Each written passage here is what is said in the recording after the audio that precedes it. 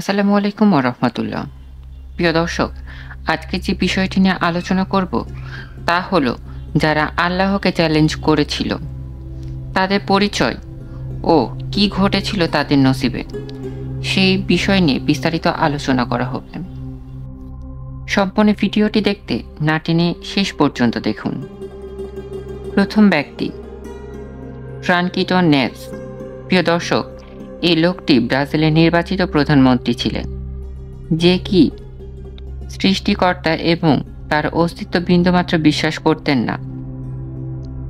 আমরা জানি ব্রাজিলের সবচেয়ে গুরুত্বপূর্ণ শহর হচ্ছে Rio de Janeiro. Rio de Janeiro এই শহরটিতে একবার জনসভা হয়েছিল, আর তখন ফ্রানকিটো নেভস সিগারেটের ধোঁয়া বাতাসে ছাড়তে ছাড়তে বলেছিলেন, হে ঈশ্বর, এটা তোমার জন্য, নাউজুবিল্লাহ। অর্থ, তার চিহ্নের সাথে মহান সৃষ্টিকর্তাকে উদ্দেশ্য করে ধোঁয়া ছাড়ার কথা বলেছিল। আশ্চর্যকর বিষয় হচ্ছে, এই ফ্রানকিটো নেভস এর মৃত্যু হয়েছিল ফুসফুসে ক্যান্সারে আক্রান্ত হয়ে। ইলেকশনের পূর্বে ফ্রানকিটো নেভস দাবি করেছিল সে নির্বাচনের ভোটে জয়লাভ করবে এবং দেশের রাষ্ট্রের প্রধান হবে, আর সৃষ্টিকর্তা চাইলেও তাকে প্রধান রাষ্ট্রপতি হতে আটকাতে পারবে না। দর্শক, আপনাদের বলি, এই লোক তার দেশে ভীষণ পরিচিত ছিল, আর সে বিপুল ভোটে জয়লাভ করেও।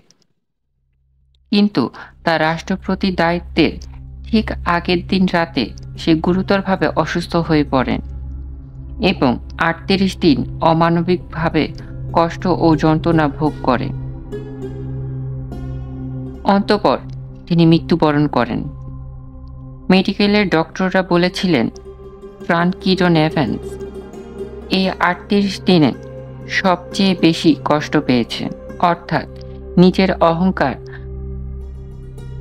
আর দম্ভের কারণে ফ্রানকিটো নেভস একদিনের জন্য প্রেসিডেন্টের গদিতে বসতে পারেননি। দ্বিতীয় ব্যক্তি স্টিম হকিং। স্টিম হকিংস আধুনিক বিজ্ঞানের সবচেয়ে জিনিয়াস বিজ্ঞানীর তালিকায় প্রথম সারি ধরা হয় এবং এই মহাবিশ্ব বিবর্তন ঘটে থাকে। একবার এক রাত্রি কোনো এক সেমিনারিতে স্টিফেন হকিং তার লেকচারে সৃষ্টিকর্তাকে জোর গলায় উড়িয়ে দিয়েছেন, কিন্তু পরের দিন সকালেই তাকে তার ঘরের মধ্যে মৃত্যু অবস্থায় পাওয়া যায়। তবে সৃষ্টিকর্তাকে অস্বীকার করার পর থেকে অনেকগুলো বছর তিনি পঙ্গু অবস্থায় ছিলেন। ফেরাউন। তৃতীয় ব্যক্তিটি হল ফেরাউন। ফেরাউন এমন একজন বাদশাহ যা তিনি শুরু থেকে শেষ এই যাবৎকালে সবচেয়ে অহংকারী মানব অত্যাচারী বাদশাহ ছিলেন। মূলত তৎকালীন সময়ে মিশরে যেই বাদশাহ হতো তাকে ফেরাউন বলা হতো। মিশরীয় সভ্যতার ইতিহাসে ভালো এবং ন্যায়পরায়ণকালে পাশাপাশি মুসা আলাইহিসসালামের সময়ে এসে এমন একজন ফেরাউন উপস্থিত হয়, তাকে ইতিহাসের সবচেয়ে অত্যাচারী বাদশাহ, যাকে ফেরাউন দ্য র্যাপেসিস বলা হয়। এই ব্যক্তি মিশরীয় জনগণকে বাধ্য করেছিল তাকে সিজদা করার জন্য। আল্লাহ তাআলা মুসা আলাইহিসসালামকে তার এবং পুরো জাতি হেদায়েতের জন্য পাঠিয়েছিলেন।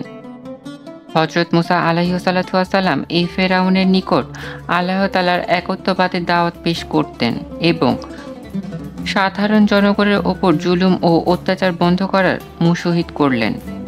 কিন্তু এ হতভাগা ফেরাউন তার অন্যায় ও অপকর্ম থেকে বিরত থাকল না।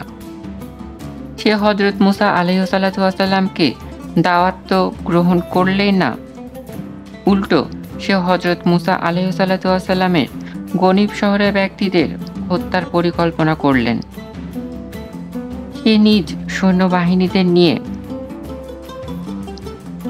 আল্লাহ তাআলার মুসা আলাইহিসসালাতু ওয়াসাল্লামকে এবং তার অনুসারী মুসলিমগণদের জন্য সাগরের মাঝ দিয়ে মহান আল্লাহ তাআলা রাস্তা তৈরি করে দিলেন। তারা সাগর পার হয়ে গেল, কিন্তু ফেরাউনরাও যখন ওই একই সাগরের দিয়ে পার হওয়ার চেষ্টায় মধ্যবর্তী স্থানে অবস্থান করছিল, সেই মুহূর্তে আল্লাহর নির্দেশে সাগর তার অবস্থানে ফিরে আসে। অর্থাৎ সাগর আবার আগের মতো মিলিত অবস্থায় হয়ে যায়, আর সে অবস্থায় ফেরাউন সাগরের মধ্যে তলিয়ে যায়।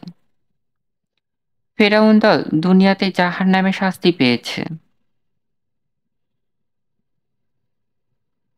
আসসালামু আলাইকুম ওয়া রাহমাতুল্লাহ।